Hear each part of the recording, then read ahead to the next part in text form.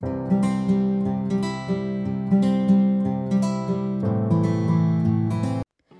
pouvoir faire cet atelier, vous aurez seulement besoin d'une feuille et puis d'une seule image que vous allez sélectionner dans vos magazines.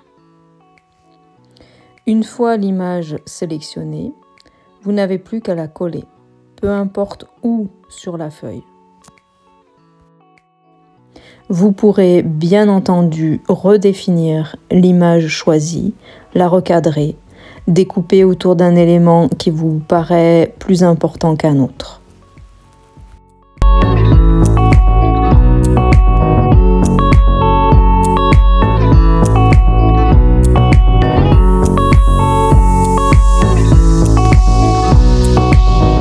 Vous pouvez maintenant choisir un endroit sur la feuille où vous voulez la coller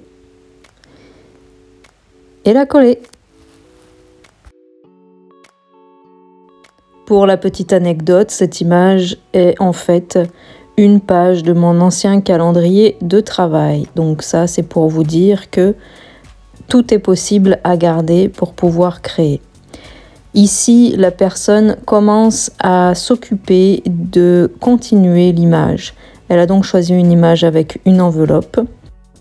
L'image de l'enveloppe lui parle particulièrement. C'est ici avec des crayons aquarellables que la personne décide de poursuivre l'image.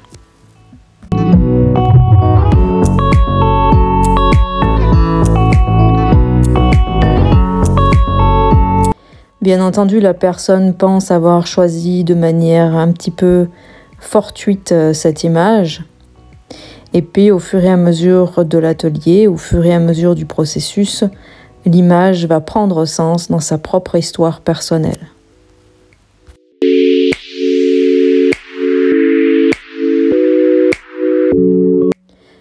Poursuivre cette image ne veut pas forcément dire continuer l'image telle qu'on la voit. C'est-à-dire ici, elle aurait pu continuer avec le tissu, faire poursuivre le tissu qu'il y a dessous l'enveloppe, mais ce n'est pas le choix de la personne. Il n'y a d'ailleurs aucune obligation figurative. Si la personne avait choisi de poursuivre avec des mots et des couleurs, sans forcément faire de dessin en particulier, c'était tout à fait possible. D'ailleurs, la première chose qu'elle a fait après avoir fini de dessiner l'enveloppe, c'est d'écrire les mois de l'année. Ce qui fait penser d'ailleurs au temps qui passe. Un symbole qui n'est pas du tout anodin. Le calendrier, le temps qui passe.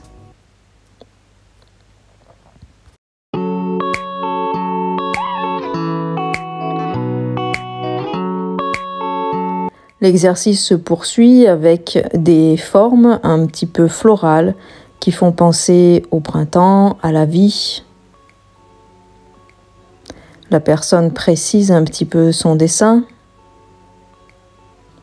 Toujours avec les crayons aquarellables et de l'aquarelle.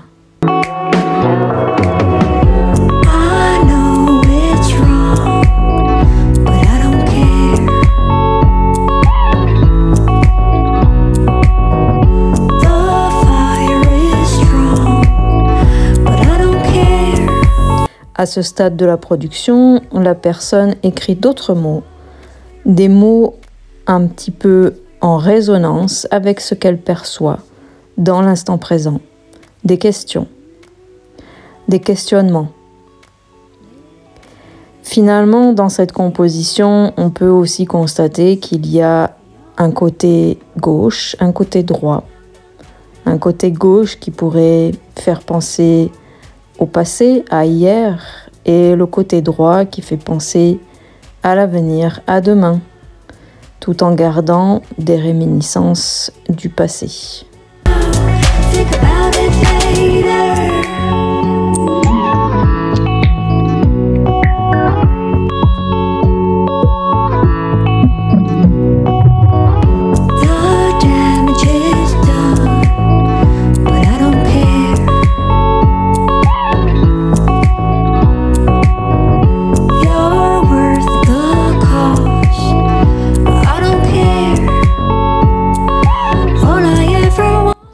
peut voir ici avec le noir, le gris, ces réminiscences du passé.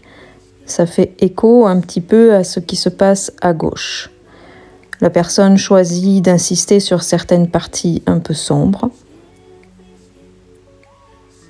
pour mettre en valeur cette différence entre la gauche et la droite. On peut même constater qu'il n'y a pas vraiment de différence, il y a une sorte de continuité. Ce qui fait que toute cette composition devient un ensemble global. Un ensemble où chaque élément fait écho à un autre élément.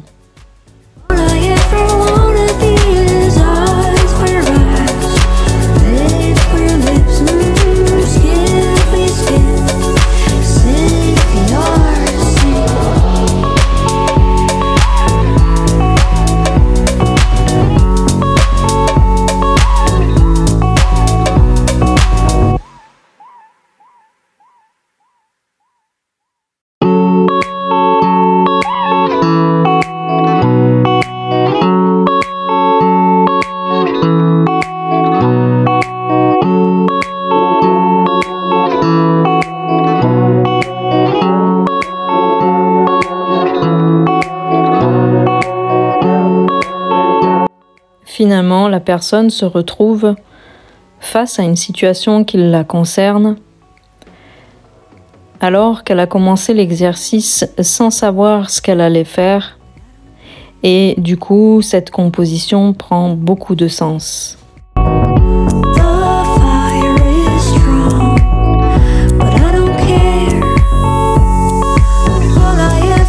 Il ne restera plus que la dernière étape de l'exercice, et celle-ci est l'écriture d'une lettre.